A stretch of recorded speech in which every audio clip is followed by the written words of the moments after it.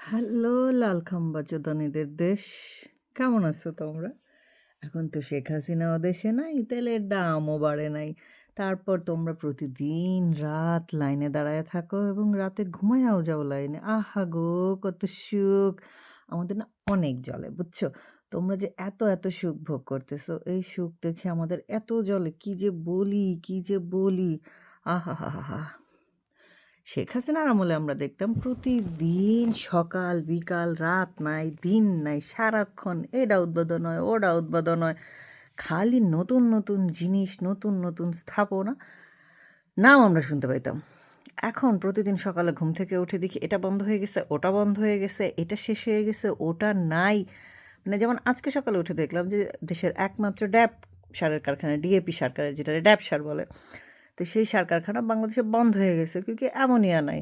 না, আমার কথা হইতেছে এত চোদনা জাত থাকতে এই অ্যামোনিয়া সার কারখানা বন্ধ হয় কেমনে? এদের রাস্তাঘাট মিথ্যা বাসায় এত এদের এই অ্যামোনিয়া কারখানা নিয়ে যাক গিয়া কোক তোরা মত তখন মতো দিয়ে সার বানায় তোরা ধান ফলায় খা।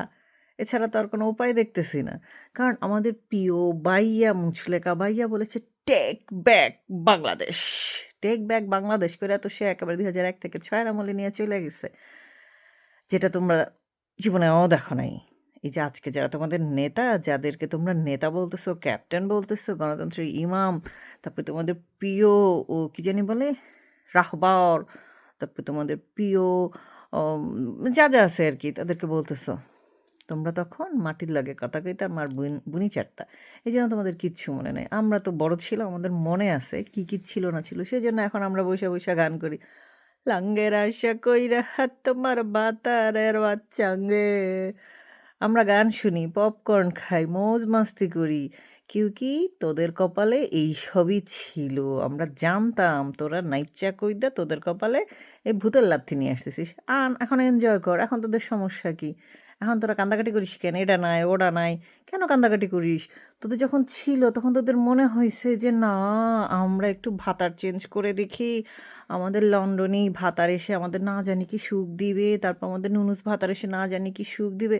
দেখ নুনুস ভাতারের কথা মনে পড়লো। তোদের প্রিয় মুচলেকা রহমান বলতেছে আগের ২ সরকারের ব্যর্থতার কারণে হয়েছে। তো আগের ২ সরকার ব্যর্থ, ওকে ফাইন। আওয়ামী লীগের লোকজন, মোটামুটি লোকজন জেলে আছে। খুব ভালো কথা। নুনুসকে একটু জেলে ভইরা দেখা না। দেখি আমরা একটু সেই হেডার জোর কি তোর আছে? ভাঙ্গা মাজা তো ওই ওইজন নাই। থাকলে যেই রজার খলিলকে ২৫ সালে তোরা বলছিস যে বিদেশি লোক এনে পররাষ্ট্র, না পররাষ্ট্র না কি জানি কে ন্যাশনাল সিকিউরিটি অ্যাডভাইজার বানায় ফেলছেন।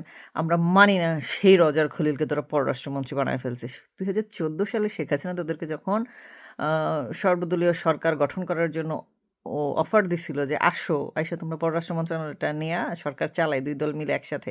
তখন তোমাদের ভালো লাগে নাই। কেন? তোমরা যে ছ্যাচ্চর দল বিএনপি, ছ্যাচ্চর বিএনপি দলের কখনো এসব দেশের উপকারী কোনো অফার ভালো লাগে না, উপকার করতে ভালো লাগে না। তারা আসে দেশের পুন মারতে। দেখো সফলতার সাথে ২ মাস পুন মেরে দিয়েছে। তোমাদের সেটা মনে করো ফুটা এত বড় হইছে টেরই পাও নাই, বুঝছো?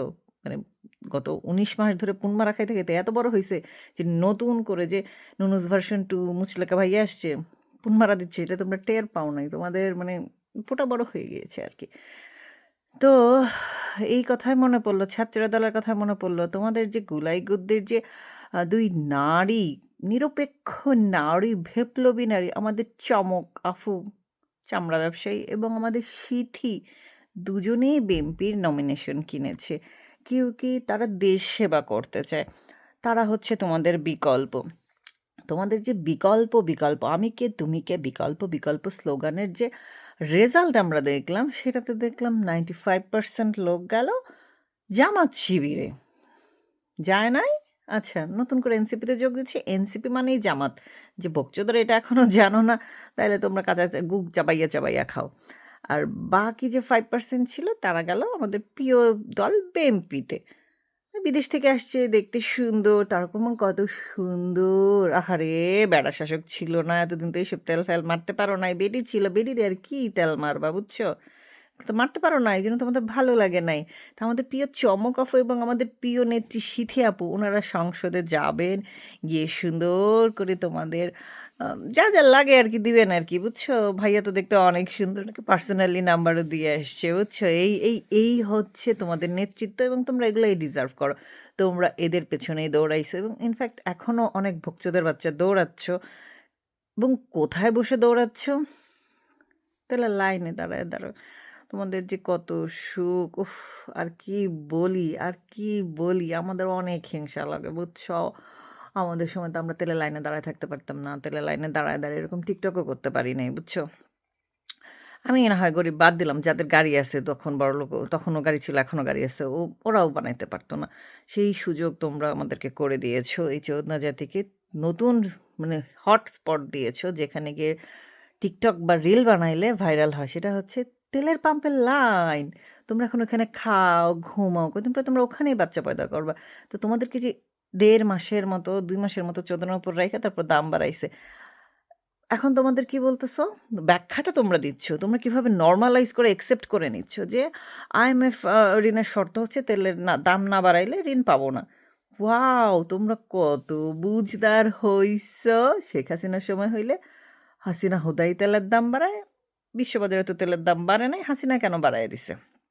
এখন সরকারের ভেতরে অনেক হিসাব নিকাশ থাকে যেটা তো তোমাদেরকে প্রতিবার ধরে ধরে বোঝানো লাগে। এই যে এই কথাগুলা বলতেছে এরপরে তোমাদের অনেকের গায়ে চুলকাবে। এসে গাইল পারবা। পারো, তাতে কি আসে যায়? তোমাদের যে সুখ চলতেছে সুখের ভাগ কি আমাকে দিতে পারতেছো? আমার গায়ে কি লাগতেছে? লাগতেছে না তো। তোমাদের সুখ তোমাদেরকেই ভোগ করতে হবে। কারণ তোমরা নেচে, কুদে, ছাপার কাপড় তুলে, খুশিতে নাচতে, নাচতে তোমরা বিপ্লব করেছিলে। লাল বিপ্লব এনেছিলে। দেশকে একদম সুজলা, সুফলা, শস্য শ্যামলা করবে বলে এদিকে দেখি সারের অভাবে, সেচের অভাবে ধান ক্ষেত শুকায় গেছে। তোমরা গণতান্ত্রিক সরকার চেয়েছিলে, সেজন্য বলেছিলে, "লাগা রে লাগা ধন লাগা, লাগা রে লাগা ধন লাগা।" তারপর কি জানি দাঁড়িপাল্লার গানটা কি জানি? কার পাশা গেছে কার টেবিলে খেলা যে চলছে কোন লেভেলে। এই যে তোমরা এখনো বুঝো নাই খেলা যে চলছে কোন লেভেলে। আমরা আর মামুরা মিলে সরকার গঠন করে একজন আরেকজনের হালকা পিঠ চুলকি চলছে আর তার মধ্যে লুটে পুটে খাওয়া চলছে। শেখ হাসিনার আমলের পরে ইউনূসের ১৮ মাসের ১৯ মাসের শাসনে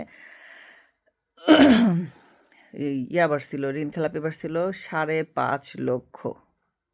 বোঝা গেছে? ৫,৫০,০০০ ঋণখেলাপি বাড়ছিল। তো ওরা কোথা থেকে আসছিল? কোথা থেকে পয়দা হইছিল? হ্যাঁ?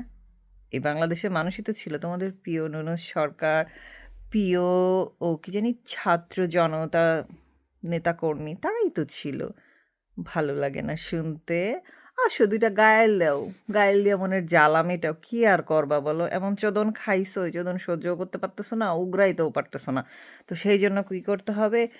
লীগের লোকদের খুঁজে, খুঁজে তাদেরকে নিয়ে গালিগালাজ করতে হবে। করো, জ্বালা মিটাও। আর কি করবা? পেটে ভাত নাই, ঘরে গ্যাস নাই, কারেন্ট নাই, গাড়িতে তেল নাই। আওয়ামী লীগের গাইল পাড়া ছাড়া আর কি করবা? আফটার অল তোমরা ভোটের অধিকার ফিরে পাইছো। মাগরিবের ভোট দিয়ে তোমরা ধানের শীষকে ক্ষমতায় বসাইছো। ধানের শীষকে ক্ষমতায় বসায় প্রচণ্ড রকম সুখে আছো। তোমাদের এখন ওই গানটা গাওয়া উচিত। যে গানটা হইছে কি যে রাজ্জাকের সিনেমার, আমার মতো এত সুখী।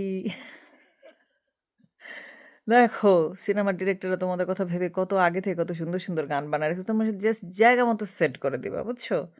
বুঝতে পারছো? হ্যাঁ, সমঝ রহে না? এরকম জায়গা মতো সেট করে দিবা আর এনজয় করবা। আর আমাদের এসে গালিগালাজ করবা। ওইটাই তোমাদের দৌড়। তোমরা তো তারেক ভাইকে কিছু বলতে পারবে না। তারেক ভাইকে কিছু বললে সেটা ভেঙে দিবে। কারণ তার নিজের সেটা ভাঙলে যেন অন্যদেরটাও ভেঙে দিবে। এই যে আমরা দেখলাম যে চমৎকার বাক স্বাধীনতার যুগে ফরাদিন মন্ত্রীকে নিয়ে পোস্ট, ফরাদিন মন্ত্রীকে নিয়ে কমেন্ট করলেও ধরে নিয়ে যাচ্ছে। ওয়াও! নাইস!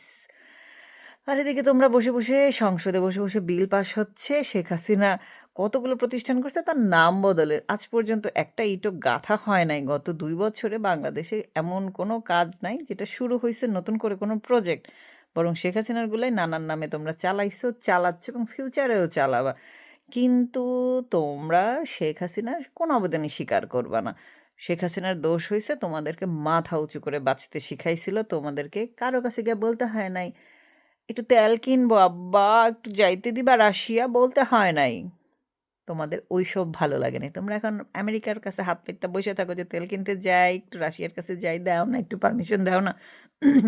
সেই পারমিশন আনছো। এখন তোমাদের একমাত্র স্লোগান হচ্ছে, "আজাদি না গোলামি, আমেরিকার গোলামি, আমেরিকার গোলামি। খাও গোলামি করে খাও, গোলামের জাত।"